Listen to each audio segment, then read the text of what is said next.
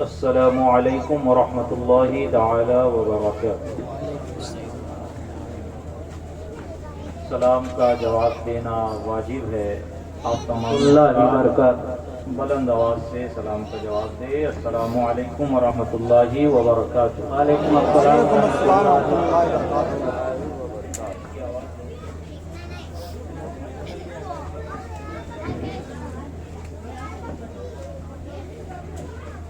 الحمد لله رب العالمين والصلاة والسلام على سيد الأنبياء والمرسلين وعلى آله وأصحابه وأزواجه وذرياته وأهل بيته وأحبابه أجمعين، أما بعد فأعوذ بالله من الشيطان الرجيم، بسم الله الرحمن الرحيم، والعصر إن الإنسان لفي خسر إلا الذين آمنوا وعملوا الصالحات وتواصوا بالحق وتواصوا بالصبر۔ قال الله تعالى في موضع آخر: الأخلاء يومئذ بعضهم لبعض عدو إلا المتقين۔ صدق الله العلي العظيم، وصدق رسوله النبي الأمين المتين الكريم، ونحن على ذلك لمن الشاهدين والشاكرين، والحمد لله رب العالمين۔ رب اشرح لي صدري ويسر لي أمري واحلل عقدة من لساني يفقهوا قولي۔ إن الله وملائكته يصلون على النبي يا أيها الذين آمنوا صلوا عليه وسلموا تسليما۔ اللهم صل على سيدنا ومولانا محمد معدن الجود والكرم وآلہ وبارک وسلم، صلاة وسلاما علیک یا رسول اللہ، صلاة وسلاما علیک یا حبیب اللہ، صلی اللہ تعالی علیک وبارک وسلم تسلیما دائما ابدا۔ یا خدا بہر جناب مصطفیٰ امداد کن، یا رسول اللہ از بہر خدا امداد کن، یا شفیع المذنبین، یا رحمتا للعالمین، یا امان الخائفین، یا ملتجا امداد کن۔ مرتضی شیر خدا مرحب کشا، خیبر کشا، سرورا لشکر کشا، مشکل کشا امداد کن۔ یا شہید کربلا، یا دافع کرب و بلا، گل رخا شہزادہ غلغ قبا امداد کن۔ قادری یمن علی یا غوث اعظم می زنم، دمزہ شاہ برکت اللہ قطب عالم می زنم، دمزہ شیخ احمد رضا خان قطب عالم می زنم، دمزہ شیخ اختر رضا خان قطب عالم می زنم۔ سیدی سرکار اعلیٰ حضرت مجدد دین و ملت الشاہ امام احمد رضا فاضل بریلوی نور اللہ مرقدہ کیا خوب ارشاد فرماتے ہیں: مرتضی شیر حق اشجع الاشجعی، مرتضی شیر حق اشجع الاشجعی، پرتوے دست قدرت پہ لاکھوں سلام،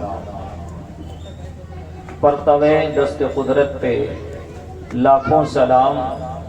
صدق و عدل و کرم و ہمت میں، صدق و عدل و کرم و ہمت میں چار سو شہرے ہیں ان چاروں کے، بہر تسلیم علی میدان، بہر تسلیم علی میدان میں سر جھکے رہتے ہیں تلواروں کے۔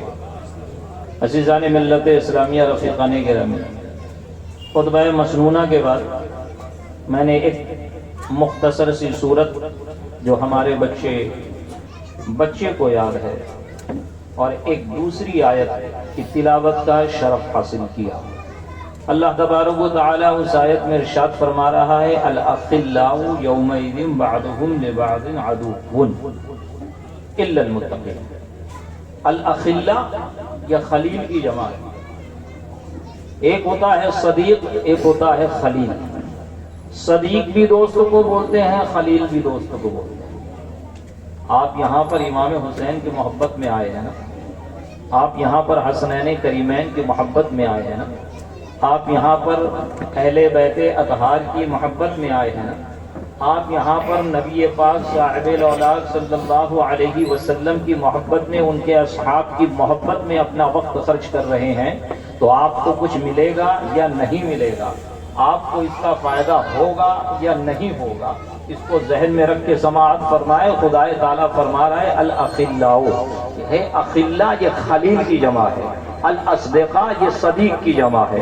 صدیق کا معنی بھی دوست ہوتا ہے، خلیل کا معنی بھی دوست ہوتا ہے، لیکن یہ عربی زبان ہے، عربی زبان میں بڑی فصاحت و بلاغت ہوتی ہے۔ صدیق اور خلیل کے معنی میں بہت فرق ہے۔ صدیق کا معنی دوست ہو سکتا ہے، لیکن خلیل کا معنی ہمراز ہوتا ہے۔ خلیل کا معنی ایسا دوست جو ہمراز ہو، جو گہرا دوست ہو۔ اللہ تعالیٰ فرما رہا ہے الاخلاء یومئذ بعضهم لبعض عدو، قیامت کے دن گہرے سے گہرے دوست بعض کے دشمن ہو جائیں۔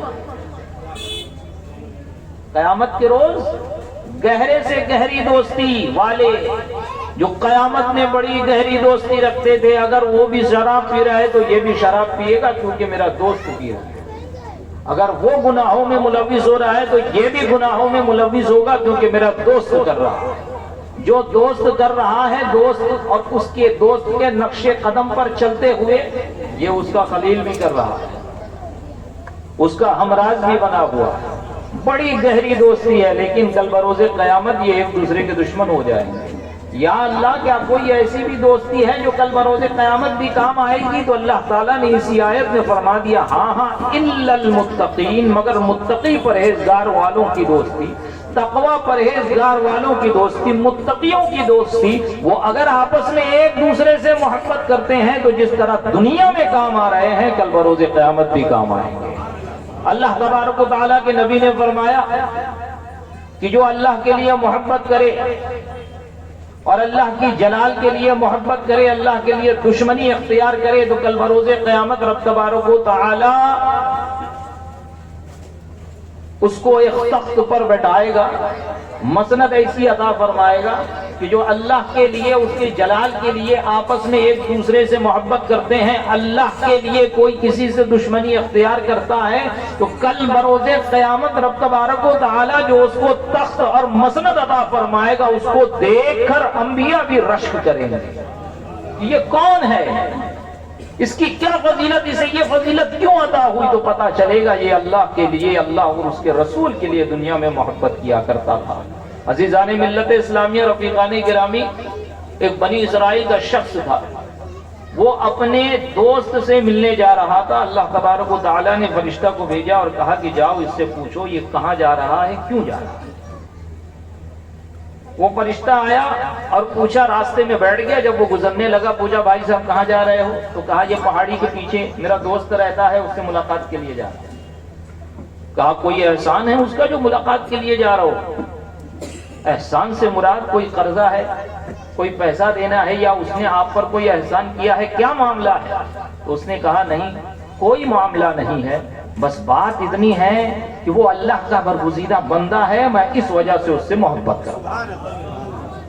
اس فرشتے نے کہا کہ اے بندے، اللہ کے بندے سن، مجھے اللہ تعالیٰ نے بھیجا ہے اور میں یہاں اس لیے بیٹھا ہوں کہ تجھے بتا دوں کہ تو رب تبارک و تعالیٰ کی خوشنودی کی وجہ سے اپنے دوست سے محبت رکھتا ہے، تو اللہ بھی تجھے محبوب رکھتا ہے، اللہ بھی تجھے محبوب رکھتا ہے۔ اللہ تبارک و تعالیٰ نے حضرت موسیٰ کی طرف وحی کیا ہے، موسیٰ تم نے میرے لیے کیا کیا؟ تم نے میرے لیے کیا کیا؟ آخری روایت، اس کے بعد اس کا نتیجہ، پھر اپنے ٹاپک پہ آ جاؤ۔ تم نے میرے لیے کیا کیا؟ حضرت موسیٰ نے کہا، یہ روایت آپ کو احیاء العلوم امام غزالی کی کتاب میں مل جائے گی۔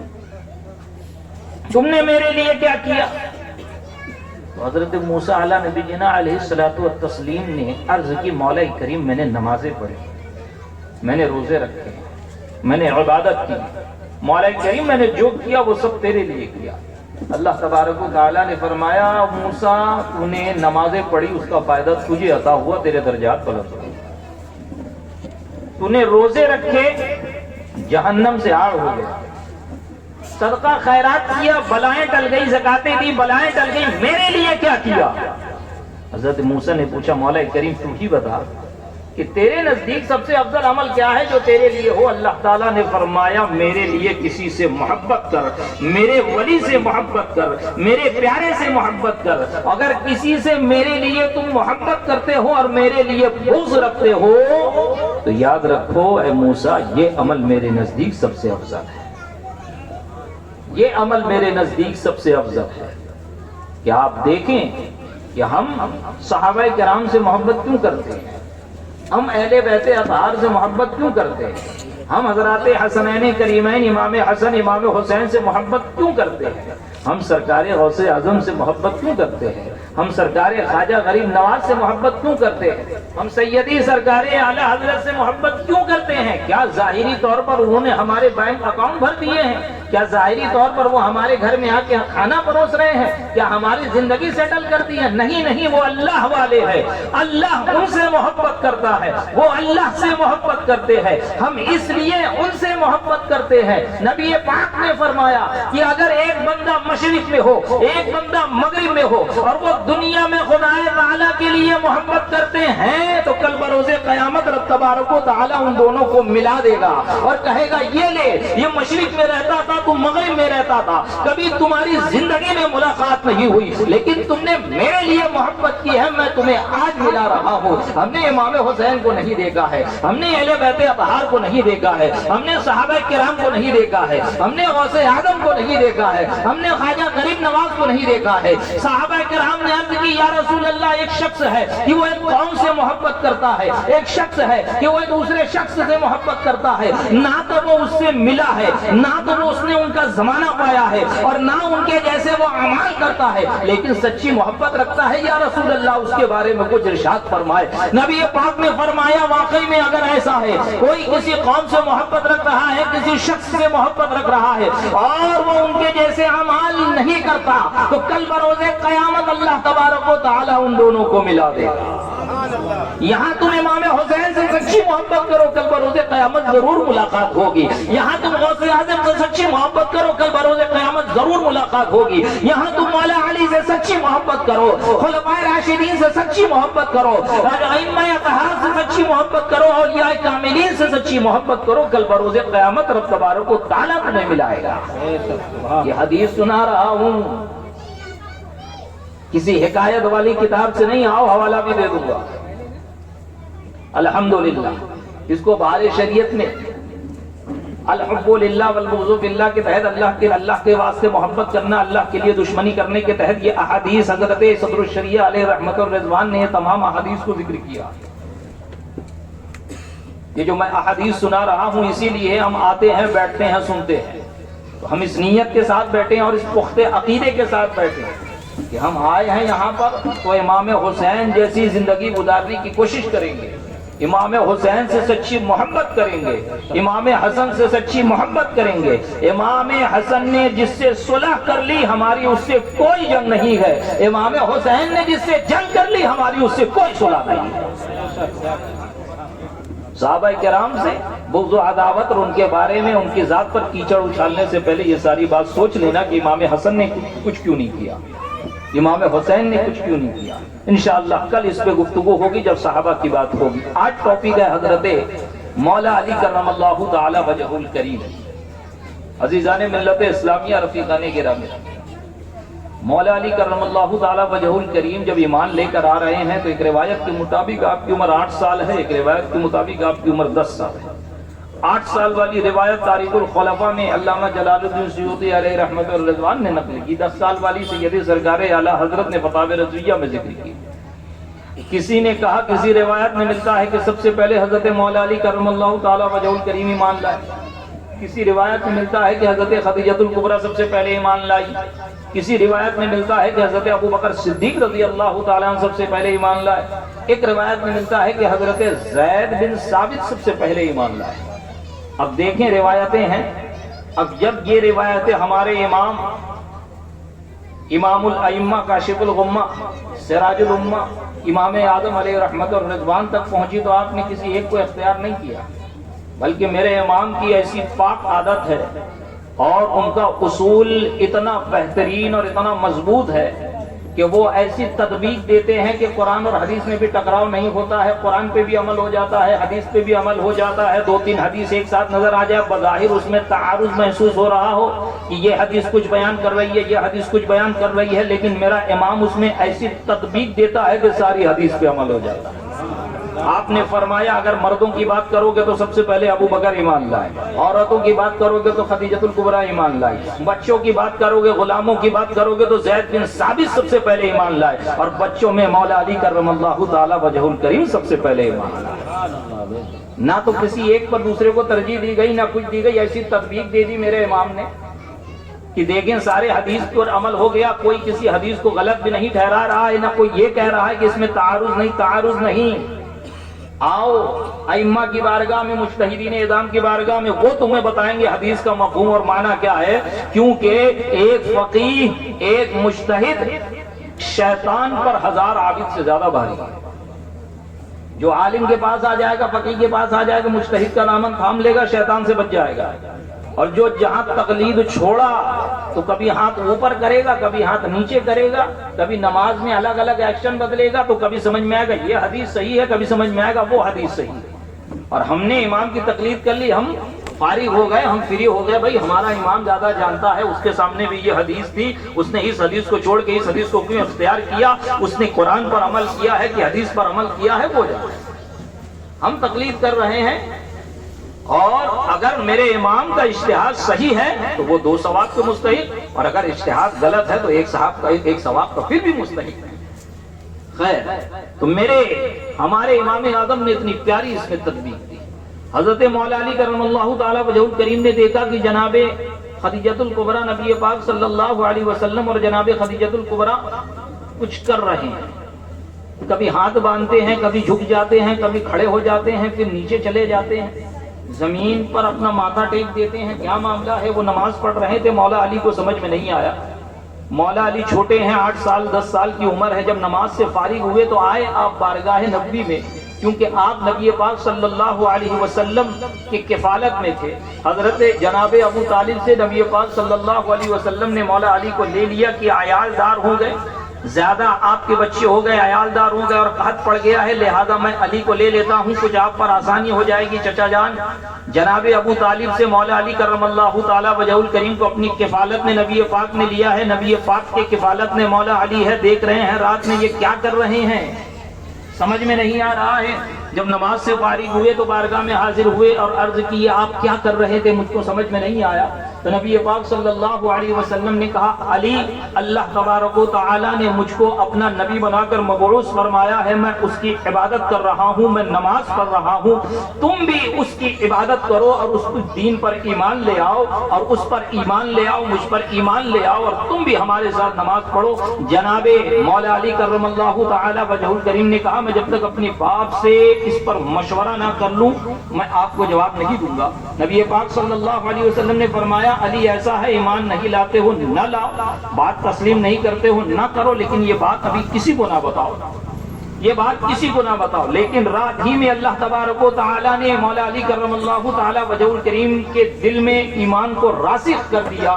صبح ہوتے ہی مولا علی کرم اللہ تعالی وجہ الکریم نبی پاک صلی اللہ علیہ وسلم کی بارگاہ میں حاضر ہوئے اور آپ کے ہاتھ پر کلمہ طیبہ پڑھ کر مسلمان ہوئے۔ سبحان اللہ۔ عزیزان ملت اسلامیہ، رفیقان گرامی، حضرت امام احمد بن حنبل علیہ رحمت الرضوان جن کی کتاب ہے مسند امام احمد، آپ فرماتے ہیں کہ صحابہ کرام میں سب سے زیادہ جن کی فضیلت میں احادیث ذکر ہوئی ہے وہ مولا علی کرم اللہ تعالی وجہ الکریم ہے، وہ جناب مولا علی کرم اللہ تعالی وجہ الکریم ہے۔ نبی پاک صلی اللہ علیہ وسلم نے ان کی بہت سے فضائل بیان کیے۔ آپ نے فرمایا من احب علی، جس نے علی سے محبت کی اس نے مجھ سے محبت کی، جس نے علی سے محبت کی اس نے مجھ سے محبت کی، جس نے علی سے بغض رکھا اس نے مجھ سے بغض رکھا، جس نے علی سے محبت کیا اس نے مجھ سے محبت کیا، جس نے مجھ سے محبت کیا اس نے اللہ سے محبت کیا۔ یہ ایک ہی ساتھ حدیث میں ذکر ہے حضرت مولا علی کے بارے میں۔ اور جس نے علی سے بغض رکھا اس نے مجھ سے بغض رکھا، اور جس نے مجھ سے بغض رکھا اس نے اللہ تعالیٰ سے بغض رکھا۔ یعنی مولا علی کرم اللہ تعالیٰ وجہ الکریم سے محبت کرنا یہ گویا کہ نبی پاک صلی اللہ علیہ وسلم سے محبت کرنا ہے، اور نبی پاک صلی اللہ علیہ وسلم سے محبت کرنا یہ اللہ سے محبت کرنا ہے۔ ہم بزرگوں کا تذکرہ کرتے کیوں ہیں؟ ہم اولیاء کاملین کا تذکرہ کرتے کیوں ہیں؟ نبی انبیاء کے بعد سب اولیاء ہی تو ہے، اولیاء کی پہلی جماعت صحابہ کی تو ہے، اور صحابہ میں ہم کیا سمجھتے ہیں کہ صحابہ الگ ہیں، اہل بیت اطہار الگ ہیں۔ ارے صحابی اس کو کہتے ہیں جو نبی پاک صلی اللہ علیہ وسلم کا حالت ایمان میں دیدار کرے اور حالت ایمان میں دنیا سے چلا جائے، وہ صحابی ہے۔ کہ حضرت فاطمہ الزہرا رضی اللہ تعالی عنہا نے اپنی حالت اپنی زندگی میں نبی پاک صلی اللہ علیہ وسلم کا دیدار نہیں کیا؟ بے شک کیا۔ حضرت فاطمہ الزہرا بھی صحابیہ ہیں، حضرت مولا علی کرم اللہ تعالی وجہ الکریم بھی صحابی ہیں، حضرات حسنین کریمین بچوں میں صحابیوں میں سب سے پہلے نمبر پر آتے ہیں۔ آپ دیکھیں بچوں میں شمار کیا گیا، صحابیوں میں شمار کیا گیا حسنین کریمین کو۔ جب صحابہ کہہ دیا گیا تو اس میں اہل بیت اطہار بھی آ گئے، صحابی بھی آ گئے۔ یہ نہ سمجھے کہ صحابہ کہا جا رہا ہے تو یہ چاروں الگ ہیں، نہ۔ جس نے نبی پاک کو دیکھا، حالت ایمان میں دیکھا، حالت ایمان میں دنیا سے گیا، وہ سب کے سب صحابی ہیں۔ تو پتہ چلا مولا علی بھی صحابی ہیں، فاطمہ الزہرا بھی صحابی ہیں، ازواج مطہرات بھی صحابی ہیں، اور حسنین کریمین بھی صحابی ہیں۔ اور حسنین کریمین کے صحابی ہونے میں ہمیں کوئی شک و شبہ نہیں۔ امام حسین سے حدیث بھی مروی ہے، امام حسن سے محدثین نے حدیث بھی مروی کی، روایت بیان کی۔ جو حدیث بیان کر رہا ہو تو ذرا سوچیں اس کے عقل و خرد کا کیا عالم ہوگا۔ وہ سمجھ والے تھے، اگرچہ 7 سال 6 سال عمر تھی لیکن سمجھ والے تھے۔ آج کا 6 سال کا بچہ اتنا سمجھ والا ہے تو وہ رسول کی اولاد ہے، وہ نبی کی اولاد ہے، فاطمہ الزہرا کی گود میں پل رہے ہیں، مولا علی کی تربیت و پرورش میں بڑے ہو رہے ہیں۔ ذرا سوچیں ان کی عقل کا مقام کیا ہوگا۔ جہاں صحابہ کرام کی بات آئی کہ بچوں میں صحابی کون ہیں تو محدثین نے حسنین کریمین کو بھی صحابیوں میں گنا، تابعی میں نہیں گنا۔ یہ بات یاد رکھیں۔ تو جب بھی صحابہ کا ذکر کیا جائے تو اس کا مطلب یہ نہ سمجھنا آپ کہ اہل بیت اطہار کا ذکر نہیں ہو رہا ہے۔ ہاں ہم اہل بیت اطہار کا ذکر الگ سے کرتے ہیں، لیکن یہ اہل بیت اطہار جن کا ذکر میں نے کیا یہ سب کے سب صحابہ ہیں، یہ سب کے سب صحابی ہیں۔ مولا علی کرم اللہ تعالیٰ وجہ الکریم کے بارے میں نبی پاک نے فرمایا کہ منافق کے دل میں علی کی محبت نہیں ہوگی، مومن کے دل میں علی کا بغض نہیں ہوگا۔ پتہ چلا کہ اگر دیکھنا ہو سامنے والا مومن ہے یا نہیں ہے، علی کا تذکرہ کرو پتہ چل جائے گا۔ اگر چہرہ کھل اٹھا تو مسلمان ہے، مومن ہے، منافق نہیں ہے، چہرے پہ پشمردگی چھا گئی اور کہا نہیں کوئی ضرورت نہیں ہے، اللہ اللہ کرو، خالی اللہ اللہ کرنے کی ضرورت ہے، بیچ میں کسی کو لانے کی ضرورت نہیں ہے، تو اللہ تعالیٰ نے بھی فرمایا اہدنا الصراط المستقیم ہے، اور دعا کا طریقہ بتایا۔ مولا کریم ہمیں سیدھے راستے پر چلا اتنا کہہ کے ختم کر دیتا، لیکن اللہ تعالیٰ نے یہ بھی بتایا نانا سیدھا راستہ کس کا ہے وہ بھی دیکھ لو۔ صراط الذین انعمت علیہم، راستہ ان کا چلا جن پر تو نے انعام کیا۔ تو یہ انعام جن پر کیا ہے وہ خدا نہیں ہے، خدا کے بندے ہیں۔ پتہ چلا کہ خدا تک پہنچنا ہے تو بندے کو وسیلے کی ضرورت ہے، اور ہم مولا علی کا تذکرہ بھی اس لیے کرتے ہیں کہ جو اللہ کے برگزیدہ بندے ہوتے ہیں ان کا ذکر کیا جائے تو وہاں رحمت بھی نازل ہوتی ہے، خدا تعالیٰ بھی خوش ہوتا ہے۔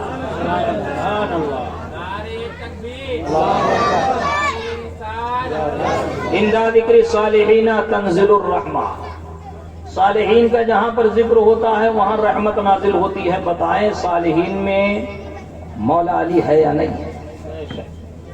بتائیں شہداء میں مولا علی کا شمار ہے یا نہیں؟ بلکہ خلفائے راشدین میں مولا علی کا شمار ہے۔ علیکم بسنتی و سنتی خلفائے راشدین، نبی پاک نے فرمایا تم پر لازم ہے میری سنت، میرا طریقہ اور میرے خلفائے راشدین کا طریقہ۔ اور خلفائے راشدین میں چوتھے نمبر پر جس خلیفہ کا نام آتا ہے اور جو ذات کریمہ آتی ہے وہ مولا علی کرم اللہ تعالی وجہ الکریم ہے۔ جب ان کا ذکر کیا جائے گا تو خدا خوش ہوگا، اور جہاں صالحین کا ذکر کیا جاتا ہے اللہ تبارک و تعالی وہاں پر رحمت نازل فرماتا ہے۔ تو آپ یہ سوچ کر بیٹھے، یہ سمجھ کر بیٹھے، اس یقین اور ایمان کے ساتھ بیٹھے کہ یہاں پر خدا تعالیٰ کی رحمت کی جھما جھم بارش ہو رہی ہے۔ آپ تمامی حضرات سے گزارش ہے بالخصوص انتظامیہ سے یہ سب کام پہلے کر لیا کریں۔ ڈسٹرب ہوتا ہے، وقت بہت کم ہوتا ہے. بچے لوگ کو اٹھنے مت دو. ایک مرتبہ درود شریف پڑھے. اللہم صلی علی سیدنا مولانا محمد معدن الجود والکرم وآلہ وبارک وسلم صلاۃ و سلاما علیک یا رسول اللہ صلی اللہ تعالی علیہ وبارک وسلم تسلیما دائما ابدا. عزیزان ملت اسلامیہ، رفیقان گرامی، مولا علی کرم اللہ تعالی وجہ الکریم کی وہ ذات ہے کہ نبی پاک صلی اللہ علیہ وسلم جب ہجرت کر کے مدینہ گئے اور مدینہ پہنچے ہیں تو آپ نے وہاں پر جو مہاجرین صحابہ کرام آئے ان تمام صحابہ کو ایک ایک صحابہ کو ایک ایک انصار کا بھائی کر دیا، بھائی چارگی قائم کر دی، اخوت قائم کر دی کہ یہ تمہارے بھائی، یہ تمہارے بھائی، یہ تمہارے بھائی. اب وہ انصار جو نبی پاک صلی اللہ علیہ وسلم کے مددگار ہیں، نبی پاک سے محبت کرنے والے ہیں، انہوں نے یہ نہیں کہا یا رسول اللہ آپ یہ کیا کر رہے ہیں، ہم کہاں سے ان کو کھلائیں گے، کہاں سے ہم ان کا کہاں خرچہ سنبھالیں گے، ان کو کہاں رکھیں گے. نہیں، بلکہ جو انصاری کے پاس 2 بیوی تھی اس نے کہا میں ایک کو طلاق دیتا ہوں، یہ عدت گزار لے تو تم اس سے نکاح کر لینا. جس کے پاس 2 گھر تھا تو کہا میرے بھائی نبی پاک نے تم کو میرا بھائی بنا دیا، یہ میرے لیے، دوسرا گھر تمہارے لیے ہے. یہ مال آدھا کر کے آدھا میں اپنے لیے رکھتا ہوں، آدھا مال تمہیں دیتا ہوں. جو چیزیں تھی سب نے آپس میں بانٹ لی. مولا علی کرم اللہ تعالی وجہ الکریم روتے ہوئے نبی پاک صلی اللہ علیہ وسلم کی بارگاہ میں حاضر ہوئے اور عرض کی یا رسول اللہ آپ نے تمام مہاجرین کو تمام انصار کا بھائی بنا دیا، ایک دوسرے میں اخوت قائم کر دی، بھائی چارگی قائم کر دی، ایک کو دوسرے کا بھائی بنا دی. یا رسول اللہ میں تنہا رہا جاتا ہوں، آپ مجھے بھول گئے. نبی پاک صلی اللہ علیہ وسلم نے فرمایا اے علی تم کیوں رو رہے ہو، کیوں پریشان ہو رہے ہو، تم وہ ہو کہ تم دنیا و آخرت میں میرے بھائی ہو، تم دنیا و آخرت میں میرے بھائی ہو. یہ مولا علی کرم اللہ تعالی وجہ الکریم کی شان ہے کہ نبی پاک صلی اللہ علیہ وسلم نے ان کو اپنا بھائی قرار دیا ہے، اور یہی نہیں قرار دیا بلکہ دنیا و آخرت میں بھائی قرار دیا. لیکن عزیزان ملت اسلامیہ، رفیقان گرامی، یہ حدیث تو ملے گی، یہ فضیلت تو ملے گی، لیکن مولا علی کرم اللہ تعالی وجہ الکریم نے کبھی بھی اپنے آپ کو نبی پاک صلی اللہ علیہ وسلم کا بھائی کہہ کر لوگوں کو تعارف نہیں کرایا. کیوں؟ اور نہ یہ تعارف اس طرح کرایا ہوگا کہ میں بھائی ہوں، لیکن اس طرح نہیں کرایا کہ نبی میرے بھائی ہیں. کیوں؟ اس لیے کہ اللہ تعالیٰ نے فرما دیا تھا لا تجعلوا دعاء الرسول بینکم کدعاء بعضکم بعضا. اے ایمان والو نبی کو رسول کو اس طرح نہ پکارو جس طرح آپس میں ایک دوسرے کو پکارتے ہو. نبی کو شوہر نہ کہہ کر نہ پکارو، نبی کو چچا کہہ کر نہ پکارو، نبی کو بھائی کہہ کر نہ پکارو، نبی کو بھتیجا کہہ کے نہ پکارو، نبی کو ان کے نام سے نہ پکارو، بلکہ پکارنا ہے تو یا ایھا الرسول کہو، پکارنا ہے تو یا رسول اللہ کہو، پکارنا ہے تو یا نبی اللہ کہو، پکارنا ہے تو یا حبیب اللہ کہو. عزیزان ملت اسلامیہ، اس حدیث سے حضرت مولا علی کرم اللہ تعالی وجہ الکریم کی فضیلت معلوم ہوتی ہے. اتنا ہی نہیں، جب نبی پاک صلی اللہ علیہ وسلم جنگ تبوک میں جا رہے ہیں جسے جیش العسرہ بھی کہا جاتا ہے، عزیزان ملت اسلامیہ مولا علی کو آپ نے پیچھے چھوڑ دیا. آپ نے کہا مولا علی تم میرے پیچھے رہو گے، مدینہ میں رہو گے اور تم خلیفہ بن کے رہو گے، تم عارضی طور پر خلیفہ رہو گے، بچوں کو سنبھالو گے، عورتوں کو سنبھالو گے، اتنی بڑی ذمہ داری لے کر آپ جا رہے ہیں. اور جب مولا علی کرم اللہ تعالی وجہ الکریم پیچھے رہ گئے تو آپ بھاگے آئے اور کہا یا رسول اللہ آپ جنگ میں جا رہے ہیں، صحابہ کو لے کے جا رہے ہیں اور مجھے یہاں عورتوں پر نگہبان بنا کر، بچوں پر نگہبان بنا کر، مدینہ والوں پہ نگہبان بنا کر چھوڑے جا رہے ہیں. یا رسول اللہ میں بھی آپ کے ساتھ جانا چاہتا ہوں. تو کیا کہا تھا میرے نبی نے؟ وہ الفاظ آج بھی حدیث میں موجود ہے. اے علی کیا تم اس بات سے راضی نہیں ہو کہ تمہارا مقام میرے نزدیک وہی ہے جو موسیٰ کے نزدیک ہارون کا تھا؟ جب موسیٰ طور پر گئے تھے تو اپنے پیچھے اپنا خلیفہ ہارون کو بنا کے گئے. میں تبوک میں جا رہا ہوں، تمہیں اپنا خلیفہ بنا کے جا رہا ہوں، لیکن لا نبی بعدی، میرے بعد کوئی نبی نہیں آنے والا ہے. عزیزان ملت اسلامیہ، مولا علی کو بنایا آپ نے، مقرر کیا. فقط مولا علی کو ہی نہیں بلکہ ایک دوسری صحابی کو مدینے کا گورنر بنایا. ابن ام مکتوم کو اپنی نماز یعنی اپنی مصلی امامت پہ کھڑا فرمایا کہ میری غیر موجودگی میں نماز پڑھانا. حدیث سننا ہے اور حالات اور واقعات سننا ہے تو پوری طرح سے سنیں. خالی آدھی بات کر کے لوگ گمراہ کرنا چاہتے ہیں. وہ دیکھو نبی پاک صلی اللہ علیہ وسلم نے اپنے پیچھے مولا علی کو چھوڑا، گویا کہ خلیفہ بنا دیا، گویا کہ یہ بتا دیا کہ میرے بعد خلیفہ یہی ہوں گے. یہ غلط بات ہے. وہ وقتی طور پر آپ نے خلیفہ بنایا تھا. اور حضرت مولا علی کرم اللہ تعالی وجہ الکریم نے حضرت ابو بکر صدیق رضی اللہ تعالیٰ عنہ کے ہاتھ پر بیعت کر کے یہ بتا دیا، حضرت عمر کے ہاتھ پر بیعت کر کے یہ بتا دیا، عثمان غنی کے ہاتھ پر بیعت کر کے یہ بتا دیا کہ ان تینوں کا حق خلافت کا میرا حق نہیں تھا. جب ان کا نمبر آیا ہے تو انہوں نے سب سے بیعت لی اور بتایا کہ اب میں خلیفہ ہوں، اب میں خلافت کا حق ہوں. عزیزان ملت اسلامیہ رفیقان گرامی، آپ دیکھیں جنگ احد کا واقعہ بڑا مشہور ہے، جب مسلمانوں کے پاؤں اکھڑ گئے اور اس کے بعد اللہ کی نصرت آئی، جو مسلمان پلٹ کر بھاگے تو بھاگنے کی وجہ تھی لوگوں میں شور ہو گیا، کفار نے کہا کہ معاذ اللہ تمہارے نبی شہید کر دیے گئے، تمہارے نبی مسلمانوں تمہارے نبی شہید کر دیے گئے۔ مسلمانوں کا دل بیٹھ گیا، کچھ ڈر گئے، کچھ الٹے قدم بھاگے، اور حضرت مولا علی کرم اللہ تعالی وجہ الکریم کے کانوں تک جب یہ بات پہنچی تو مولا علی کرم اللہ تعالی وجہ الکریم آپ روتے ہوئے بھاگے بھاگے آئے لشکر میں۔ آپ فرماتے ہیں کہ میں نے زندوں میں پہلے دیکھا نبی پاک کہیں ہے یا نہیں، مجھے نبی پاک نہیں ملے تو میں شہیدوں میں ڈھونڈنا شروع کیا کہ میں دیکھوں نبی پاک صلی اللہ علیہ وسلم کہیں شہیدوں میں تو نہیں ہے، تو شہیدوں میں بھی نظر نہیں آئے تو میں سمجھ گیا کہ ایسا نہیں ہو سکتا کہ میرا نبی پیٹھ دکھا کے بھاگا ہو، بلکہ اللہ تبارک و تعالیٰ نے میرے نبی کو آسمان پر اٹھا لیا حضرت عیسیٰ علیہ السلام کی طرح۔ اور آپ فرماتے ہیں پھر میں نے کہا کہ جب میرا نبی نہیں تو میں زندہ رہ کے کیا کروں گا، اور آپ نعرہ لگا کر میدان کارزار میں کود پڑے۔ آپ فرماتے ہیں کہ میں لڑتا جاتا، میں کافروں کو مارتا جاتا، جب کچھ کافر چھٹے تو میں نے دیکھا نبی پاک صلی اللہ علیہ وسلم کھڑے ہیں، میں سمجھ گیا کہ اللہ تبارک و تعالیٰ نے فرشتوں کے ذریعے سے میرے نبی کی حفاظت فرمائی ہے۔ اور نبی پاک صلی اللہ علیہ وسلم کی بارگاہ میں دوڑے دوڑے مولا علی کرم اللہ تعالی وجہ الکریم آئے، اور اس کے بعد کیا ہوا خود ارشاد فرماتے ہیں کہ جب میں آیا تو دیکھا کہ کفاروں کا ایک جتھا نبی پاک صلی اللہ علیہ وسلم کی طرف آ رہا ہے، بڑھ رہا ہے۔ میرے نبی نے فرمایا علی ان کو روکو، علی ان کو پیچھے ڈھکیلو، علی ان کو روکو۔ مولا علی فرماتے ہیں میں آگے بڑھا اور ان کے ساتھ جنگ کرنا شروع کیا اور ان کا کفار کو کیفر کردار تک پہنچانا شروع کیا، وہ جتھا ہٹ گیا۔ پھر دوبارہ دوسرا جتھا آیا، تیسرا جتھا آیا، نبی پاک مجھے حکم دیتے علی جاؤ اور ان کو مارو، علی جاؤ اور ان کو پیچھے ڈھکیلو۔ حضرت مولا علی کرم اللہ تعالی وجہ الکریم آگے بڑھتے اور کفاروں سے جنگ شروع کر دیتے۔ عزیزان ملت اسلامیہ اسی دوران حضرت جبرائیل علیہ السلام آئے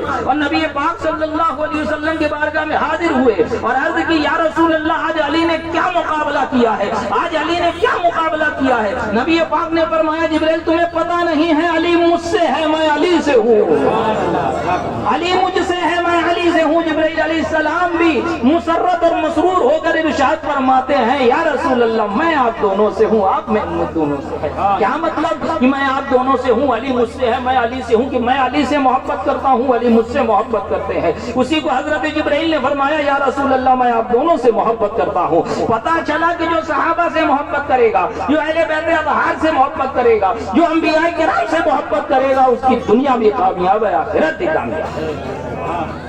عزیزان ملت اسلامیہ جب صحابہ کے قدم اکھڑ گئے، یہاں ایک بات میں عرض کروں، پھر اللہ تبارک و تعالیٰ نے ان کی اس گناہ کو، اس غلطی کو معاف فرما دیا۔ اس پر دلیل قرآن کی آیت خود ہے، خود قرآن کی آیت، چاہے اب وہ جو صحابی ہو، اب یہ نکالنا کہ دیکھو فلاں بھاگ گئے تھے، فلاں بھاگ گئے تھے، جب اللہ نے معاف کر دیا تو کون ہوتا ہے بولنے والا کہ فلاں بھاگے تھے کہ نہیں بھاگے تھے؟ اگر ایسا ہی ہے تو ایک شرابی ہمیشہ شرابی رہے جتنی نمازیں پڑھے، ایک زانی ہمیشہ زانی رہے، ایک جھوٹا ہمیشہ جھوٹا رہے، کافر کبھی مسلمان نہ ہو۔ ارے بھائی تو کافر تھا، وہ کہے کہ میں توبہ کر لیا، اللہ نے معاف فرما دیا، اللہ نے توفیق بخش دی، میں مسلمان نہیں، تو کافر تھا۔ یعنی جو پیدائشی مسلمان اسی کو مسلمان مانیں گے۔ جب اللہ نے معاف فرما دیا اور اللہ نے کہہ دیا وَكُلًّا وَعَدَ اللَّهُ الْحُسْنَىٰ وَاللَّهُ خَبِيرٌ بِمَا تَعْمَلُونَ، سب سے اللہ نے حسنہ کا وعدہ کیا، اور حسنہ کیا ہے تو مفسرین محدثین علماء سب کا اتفاق ہے کہ یہ جنت ہے۔ اللہ نے سب سے جنت کا وعدہ لے لیا۔ وَاللَّهُ خَبِيرٌ بِمَا تَعْمَلُونَ، اور اللہ جانتا ہے جو تم کرتے ہو، جو تم کرنے والے ہو، جو تم کرتے ہو، کرنے والے ہو۔ اس کو یاد رکھو، انشاءاللہ اس پہ کل گفتگو کروں گا۔ میں تھوڑی بات اسی لیے روزانہ عرض کر رہا ہوں کہ صحابہ کرام کی عزت پہ جو کیچڑ اچھالے جا رہے ہیں اس سے متعلق ہماری عوام کا ذہن صاف ہو جائے، ورنہ اگر یہ گندگی بیٹھ گئی اور کینسر ہو گیا تو سمجھ جاؤ پھر آپ نکل گئے، آپ چھوٹ گئے، اب آپ کو ہم نہیں لا سکتے واپس، اگر اللہ ہدایت دے تو دے، ورنہ میرا مشورہ تو ہمیشہ یہی ہے، ایک بار سمجھاؤ، 2 بار سمجھاؤ، 3 بار سمجھاؤ، اس کے بعد چھوڑ دو، اور اس کے بعد اس کو اپنی حالت پہ چھوڑ دو۔ جو ہمارے سنی سے عقیدہ مسلمان بھائی ہیں ان کو پکڑ کے رکھو، ان کو جانے مت، ان کی تعداد کچھ کم نہیں ہے، بہت زیادہ ہے۔ تو عزیزان ملت اسلامیہ رفیقان گرامی، میں کیا رہا تھا کہ مولا علی کرم اللہ تعالی علیہ وجہ الکریم کی بہادری، ان کی شجاعت۔ اب خیبر کا مقام دیکھ لو، خیبر میں حضرت ابو بکر صدیق رضی اللہ تعالیٰ عنہ کو علم دیا نبی پاک نے، اس دن فتح نہیں ہوا۔ حضرت عمر فاروق رضی اللہ تعالیٰ عنہ کو علم دیا، فتح نہیں ہوا۔ آپ نے فرمایا کل میں ایسے شخص کو علم دوں گا جو اللہ سے محبت کرتا ہے، اللہ کے نبی سے محبت کرتا ہے، اللہ اور اس کے نبی اس سے محبت کرتے ہیں۔ کل میں اس کو علم دوں گا۔ نام نہیں لیا، وہ صحابی تھے، وہابی نہیں تھے۔ انہوں نے کہا مان لیا، انہوں نے یہ نہیں کہا یہ یا رسول اللہ کیا کہتے ہو، عالم الغیب والشہادہ اللہ ہے، آپ کو کیسے پتا؟ وہ جان رہے ہیں کہ نبی ہے، نبی خبر دینے والا، تو نبی کوئی نیوز چینل پہ نہیں آتا ہے، نبی اخبار میں خبر نہیں دیتا ہے، نبی کی جو خبر ہوتی ہے وہ غیب کی خبر ہوتی ہے، نبی کی جو خبر ہوتی ہے وہ غیب کی خبر ہوتی ہے، نبی غیب کی خبریں دینے والا ہے، میرا نبی کہہ رہا ہے تو سچ کہہ رہا ہے۔ جو عقیدہ کل صحابیوں کا تھا وہی عقیدہ آج ہم بریلوی اہل سنت کا ہے۔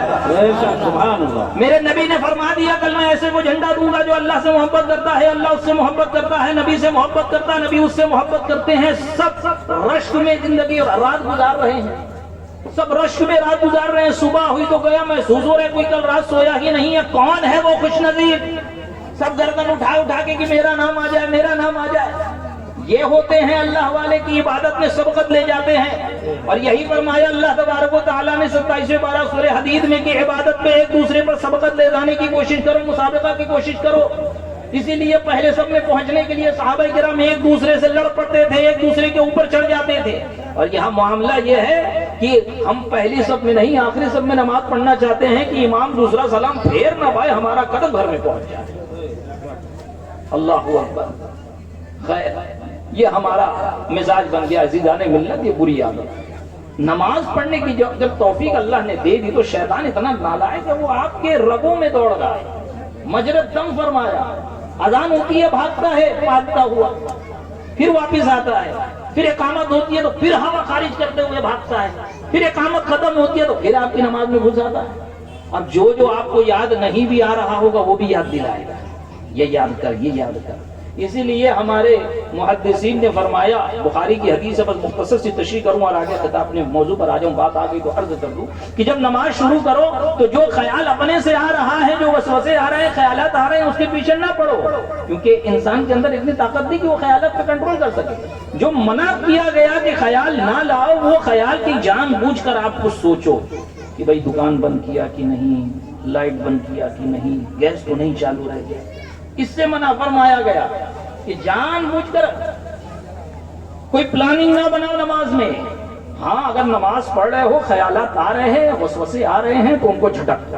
اعلیٰ حضرت نے فرمایا اس کے پیچھے مت پڑھو، اس کو جھٹک دو، اپنی نماز میں پڑھتے، اپنی نماز میں مشغول رہو۔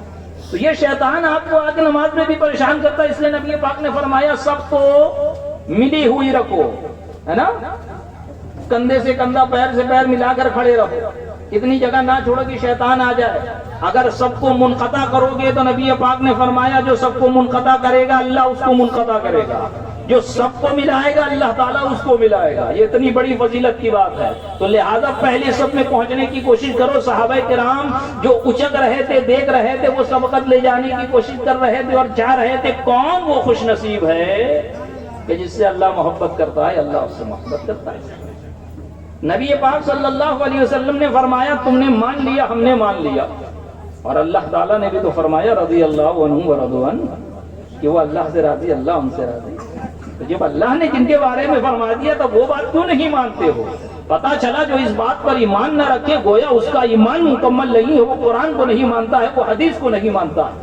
جو کہے کہ بس نبی پاک صلی اللہ علیہ وسلم کے وصال کے بعد 10 صحابی ہی مسلمان تھے، وہ جو 10 صحابی مسلمان کہتے ہیں نا، کبھی جا کے ان کا نام لے لینا، نہ ان میں مولا علی ہے، نہ ان میں حسنین کریمین ہے، نہ ان میں فاطمہ الزہرا کا نام ہے۔ تو خود تمہارے نزدیک یہ اہل بیت اطہار مسلمان نہیں تو تم کس اسلام اور ایمان کی بات کرتے ہو؟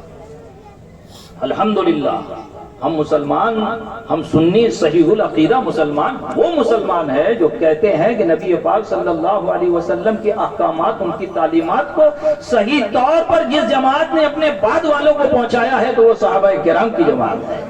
اگر صحابہ سے اعتبار اٹھ جائے تو بتاؤ قرآن کیسے ثابت کرو گے؟ صحابہ سے اعتبار اٹھ جائے تو بتاؤ حدیث ثابت کیسے کرو گے؟ صحابہ سے اعتبار اٹھ جائے تو جو شیخین کریمان حضرت عثمان غنی اور دیگر صحابہ سے احادیث روایت ہے، مروی ہے، اس کو ثابت کیسے کرو گے آپ؟ پتا چلا یہ سب ڈھکوسلے باتیاں ہیں، یہ اسلام کو کمزور اور اسلام کی جڑیں کھودنے کا مترادف ہے۔ عزیزان ملت اسلامیہ، صحابہ کرام مچل رہے ہیں، کس کا نام؟ نبی پاک کس کا نام لیں گے؟ آپ نے فرمایا اینا علی، علی کہاں ہے؟ تو کہنے والے نے کہا یا رسول اللہ آشوب چشم ہے، آنکھ درد ہو رہی ہے، اس لیے علی اپنے خیمے میں ہے۔ کہا بلا لاؤ علی کو۔ مولا علی کرم اللہ تعالی وجہ الکریم آئے۔ اب پھر ہمارا عقیدہ اہل سنت دیکھو، ہمارے سیدی سرکار اعلی حضرت نے جو تعلیم دی اس کی دلیل دیکھو۔ کہا علی ادھر آؤ، آنکھ درد ہو رہی ہے نا، ادھر آؤ، آشوب چشم ہوا ہے نا، ادھر آؤ۔ یہ نہیں کہا کہ فلاں دوا لگا لو، یہ نہیں کہا کہ پھونک پھونک کے رومال اپنی آنکھ پہ رکھ لو، یہ نہیں کہا کہ تھوڑا آرام کر لو، بہت بڑے مہم پہ جانے، نہیں، اپنا لعاب دہن نکالا، مولا علی کے آنکھ میں ڈالا۔ مولا علی فرماتے ہیں کہ درد ایسا غائب ہوا کہ گویا کہ کبھی آنکھ دکھتی ہی نہیں تھی۔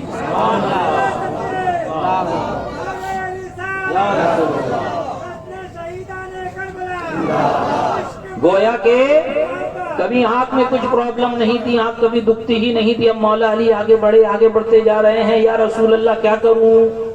نبی پاک نے فرمایا اے علی پہلے ان کو دین کی دعوت دو، ان سے صلح کی کوشش کرو، اگر وہ تم سے صلح کر لیتے ہیں، بغیر جنگ لڑے مان لیتے ہیں تو 100 اونٹ اللہ کی راہ میں خیرات کرنے سے زیادہ بہتر ہے، اور اگر نہیں مانتے تو جنگ کرو۔ یہاں مولا علی کرم اللہ تعالی وجہ الکریم نکلے، وہاں سے مرحب اتر آیا اور رجز پڑھ رہا ہے کہ میں محرب، میں مرحب ہوں، اور میں ایسا ہوں، میں ویسا ہوں، میری بہادری اتنی ہے، لوگ میرے نام سے کانپتے ہیں۔ تو مولا علی نے جب دیکھا تو یہ بھی تو کوئی نہیں، کوئی ایرے گہرے نتو خیرے کو تو نبی پاک نے بھیجا نہیں تھا، حیدر کرار کو بھیجا تھا، اسد اللہ الغالب کو بھیجا تھا، شیر خدا کو بھیجا تھا۔ آپ نے کہا انا الذی سمتنی امی حیدرا، میں وہ ہوں کہ جس کے ماں نے اس کا نام حیدر رکھا ہے، میں وہ ہوں کہ جس کے ماں نے اس کا نام شیر رکھا ہے، شیر ببر رکھا ہے، اور میں ایسا ویسا شیر نہیں ہوں، میں وہ شیر ہوں کہ جو جنگل میں جھاڑی میں بھیانک صورت لیے ہوئے بیٹھا ہوتا ہے کہ کب آئے میرا دشمن، کب آئے میرا شکار اور میں اس کی رگے جا دبا دوں۔ عزیزان ملت اسلامیہ، اتنا کہہ کے مولا علی آگے بڑھے ہیں اور مرحب کے آپ نے سر پر ایسا وار کیا ہے کہ وہ خود پہنا ہوا تھا، خود بھی کٹ گیا، سر بھی کٹ گیا، جبڑے تک اس تلوار پہنچ گئی، وہیں پر ڈھیر ہو گیا ہے۔ اور اللہ تبارک و تعالیٰ نے حضرت مولا علی کرم اللہ تعالی وجہ الکریم کے ہاتھ پر فتح عطا فرمائی۔ جب خیبر کا دروازہ آپ نے اکھاڑا ہے تو حضرت صفیہ کہتی ہیں، جو حضرت ہارون کی نسل سے ہیں اور بعد میں ازواج مطہرات میں شامل ہوئی ہیں، آپ فرماتی ہیں کہ میں اپنے تخت پر اندر بیٹھی ہوئی تھی، جب مولا علی نے دروازہ اکھاڑا ہے تو میں اپنی تخت سے گر پڑی، اور مولا علی آپ نے اس دروازے کو ڈھال بنا لیا، ڈھال بنا کے آپ نے جنگ لڑنا شروع کیا۔ روایت میں آتا ہے، صحابہ کہتے ہیں جب مولا علی نے فتح کے بعد دروازہ پھینکا ہے تو اس کو سائیڈ میں کرنے کے لیے، کنارے کرنے کے لیے جب صحابہ اٹھانے لگے تو اٹھا نہیں پائے۔ ایک روایت میں آیا کہ 40 لوگ مل کر اٹھائے تو اس کو اٹھا نہیں پائے۔ مولا علی کی وہ طاقت، جب آخری عمر میں مولا علی پہنچے تو کسی نے دیکھا مولا علی کھانا کھا رہے ہیں، روٹی توڑنا چاہ رہے ہیں، نہیں ٹوٹ پا رہی۔ پوچھنے والے نے پوچھا ہے علی یہ کیا ماجرا ہے؟ وہاں تو خیبر اکھاڑ پھینکا تھا، یہاں روٹی نہیں ٹوٹ رہی ہے۔ تو آپ نے جواب دیا وہ روحانی طاقت تھی، وہ اللہ کی مدد تھی، وہ اللہ کی طرف سے قوت دی گئی تھی، یہ بشری قوت ہے۔ وہاں روحانی طاقت تھی تو خیبر بھی ہلکا لگ رہا تھا، یا بشری قوت ہے تو روٹی بھی نہیں ٹوٹ رہی۔ سمجھ میں آئی بات؟ تو ہم جو صحابہ کرام اپنے اولیاء اعظام کی کرامتوں کو مانتے ہیں، وہ معاذ اللہ خدا تعالیٰ کے مقابل تھوڑی مانتے ہیں۔ ہم تو یہ کہتے ہیں کہ اللہ نے ان کو وہ طاقت عطا فرمائی ہے کہ یہاں سے پکاریں گے تو وہ سن لیں گے۔ ہمیں الحمدللہ ہمارا یہ عقیدہ ہے کہ ہم یہاں سے مدد کے لیے پکارے تو غوث اعظم بھی سنیں گے، امام حسن بھی سنیں گے، امام حسین بھی سنیں گے، اور مولا علی مشکل کشا ہماری مشکلوں کو بھی کھول دیں گے۔ کیوں؟ اس لیے کہ اللہ نے ان کو وہ طاقت عطا فرمائی۔ اور جو بدبخت یہ کہتے ہیں کہ دور سے سننا، دور سے سننا یہ اللہ کی صفت ہے، تو وہ تیرا خدا ہوگا جو بہت دور ہوگا، میرا خدا تو وہ ہے، فرماتا ہے نحن اقرب من حبل الورید، میں اپنے بندوں کے شہرت سے زیادہ قریب ہوں۔ میرے خدا، میرا خدا اپنے بندوں سے رگ سے زیادہ قریب ہے. اس کو سننے کی ضرورت نہیں, چلانے کی ضرورت نہیں ہے, بلکہ وہ دعا بھی ایسی پسند فرماتا ہے کہ جو سیلو پڑی جائے, جو سیلو مانگی جائے, جو چپکے چپکے کی جائے. حضرت زکریا علیہ السلام کا واقعہ پڑھ لو. حضرت زکریا علیہ السلام سورہ مریم کی پہلی دوسری آیت پڑھ لو. کافھا یا عین صاد ذکر رحمت ربک عبدہ زکریا اذ نادى ربہ نداء خفیا. جب چپکے چپکے اس نے اپنے رب کو پکارا, مولا کریم یحییٰ دے دے, مولا کریم بیٹا دے دے. اللہ کو یہ ندا اتنی پسند آئی, اللہ کو یہ ادا اتنی پسند آئی کہ میرا نبی زکریا چپکے چپکے مجھ سے دعا مانگ رہا ہے. اپنی سب سے افضل کتاب کو اس میں ذکر کر دیا کہ جب زکریا نے چپکے چپکے مانگا, پتا چلا خدا تعالیٰ کوئی دور نہیں گئے, وہ اپنے بندوں سے قریب ہے. بندے اس سے دور ہے, اس لیے وسیلے کی ضرورت ہے. بندے اس سے دور ہے, اس لیے وسیلے کی ضرورت ہے. وسیلے پہ ہمارے علماء کے بہت سے خطاب ہے. آپ اپنے علماء سے جا کر دلیل لے سکتے ہیں, مجھ سے چاہے تو پروگرام کے بعد بھی لے سکتے ہیں. ہم وسیلے کے قائل ہیں الحمدللہ. اللہ نے فرمایا یا ایھا الذین آمنوا اتقوا اللہ وابتغوا الیہ الوسیلہ, اے ایمان والو اللہ سے ڈرو اور اس کی طرف وسیلے کو تلاش کرو. یہ کہتے ہیں کہ وسیلہ نماز اور روزہ ہے. میں بھی کہتا ہوں ہاں, ہم بھی کہتے ہیں صحیح بات ہے, وسیلہ عبادت ہے, عبادت وسیلہ ہے, لیکن وسیلہ تو ہے نا. وسیلہ عبادت ہے, عبادت وسیلہ تو ہے نا. کیا نماز خدا ہے, کیا روزہ خدا ہے, کیا عبادات خدا ہے؟ نہیں. جب غیر اللہ کو وسیلہ مان لیا تو غوث اعظم کو وسیلہ ماننے میں کیا دقت ہے؟ امام حسین کو وسیلہ ماننے میں کیا دقت ہے؟ امام حسن کو وسیلہ ماننے میں کیا دقت ہے؟ انبیاء کرام کو وسیلہ ماننے میں کیا دقت ہے؟ اور تمام انبیاء کے سردار جنہوں نے وسیلہ خود سکھایا اور اپنے نام سے, اپنے وسیلہ سے دعا مانگنا سکھایا, سید الانبیاء امام الانبیاء کو وسیلہ بنا لیا جائے تو کیا غلط ہے اور کیا دقت ہے؟ عزیزان ملت اسلامیہ, اصل میں یہ بغض ہے اللہ والوں کا دل میں ان کے, جو ان کو وسیلہ نہیں بناتے. اور ہمارے مسلمان ہیں کہ جب ان سے رشتہ منقطع کرنا کہا جائے تو انہی کے یہاں اپنی لڑکی بھی دیتے ہیں, انہی کی لڑکی بھی لاتے ہیں. ابھی میں نے شروع میں حدیث سنائی ہے, جو اللہ کے لیے محبت کرے, جو ایسا کرتے ہیں وہ اللہ سے محبت نہیں کرتے. اتنا جان لو, الحب للہ والبغض فی اللہ. بلکہ جو آدمی فاسق معلن ہو, اگر آپ اس سے دور ہیں تو یہ اللہ کو بہت پسند ہے. حضرت ابن عباس کی روایت ہے. کیوں؟ اس لیے وہ دور ہو رہا ہے کہ اللہ کا نافرمان بندہ ہے, جس کو فجور کرتا ہے اور جس کو فجور اعلانیہ کرتا. وقت بہت 2-3 منٹ رہ گیا اور میں خلافت حضرت مولا علی کرم اللہ تعالی وجہ الکریم کی نہیں بیان کر پایا. انشاءاللہ کل آپ جلدی تشریف لائے. اب جلدی جلدی واقعات بیان ہوں گے. جو پیش خیمے تھے وہ واقعات بھی بیان ہو گئے ہیں. اور حضرت عثمان غنی رضی اللہ تعالیٰ عنہ کی شہادت آپ سمجھ لیجئے کہ یہی پیش خیمہ ہے, اور یہی بات اور یہی وجوہات جا کے کربلا تک پہنچتی ہے. تو آپ لوگ تمامی حضرات سے میری گزارش ہے, آپ جلدی آئیں گے تو میں ٹاپک پہ جلدی آؤں گا, گفتگو ڈائریکٹ شروع کروں گا. ورنہ 45 منٹ میں آپ ہمارے بزرگوں سے پوچھ لیں کیا بیان ہو, کیا چھوڑا جائے, کیا بیان کیا جائے. اب تو اگلے سال پھر آنا پڑے گا مجھے, اور آپ کو اپنی میموری اتنی مضبوط رکھنی پڑے گی کہ میں جو بیان کیا ہوں وہ یاد رکھے, تو پھر آدھی باتیں اگلے سال بتاؤں. ورنہ میں 15 منٹ میں کیا, 45 منٹ میں کیا گفتگو کروں. ابھی جو سارے واقعات ہیں پھر آپ کہیں گے حضرت واقعات نہیں سنا. واقعات اس طرح سنائے جائیں گے کہ آپ کے دل میں امام حسین حسنین کریمین ائمہ اہل بیت اطہار کی محبت پیدا ہو, نہ یہ کہ آپ ان کو بیچارہ اور بے سبب اور ان کو لاچارہ سمجھے. کس طرح کربلا کے واقعات نہیں ذکر کیے جاتے بلکہ ان کے فضائل ذکر کیے جاتے ہیں. اللہ تبارک و تعالیٰ کی بارگاہ میں دعا ہے مولا کریم ہم تمام کو مولا علی کرم اللہ تعالیٰ وجہ کریم سے سچی محبت کی توفیق رفیق عطا فرمائے. آمین بجاہ النبی الکریم. وآخر دعوانا الحمدللہ رب العالمین. السلام علیکم.